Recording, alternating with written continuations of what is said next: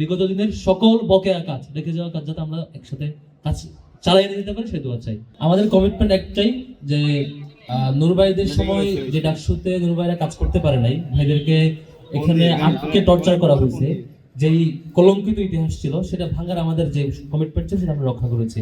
আমরা আমাদের জায়গায় নূর ভাইকে তখন ফোন দিয়ে বলছিলাম, ডাকসুর পরপরই আমরা দেখা করতে গেছিলাম, তখন ভাই অসুস্থ ছিল নির্বাচনের রেজাল্টের পরপরই।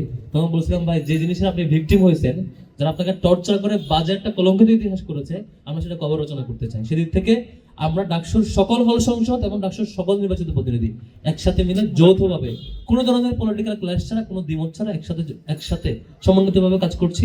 আমরা এই কমিটমেন্ট ইনশাআল্লাহ রক্ষা করবো। নূর ভাইরা যেটা লেগেসি চেষ্টা করছিলেন করবার জন্য, সেটা আমরা চেষ্টা করছি এটা বহন করবার, এবং আমরা তাদের সেই বাকি রাখা কাজগুলো যেগুলো ওনাদের স্বপ্ন ছিল সেটা ধারণ করার পাশাপাশি পুরো জাতির যে স্বপ্ন সেটি পূরণ করার চেষ্টা করবো ইনশাআল্লাহ।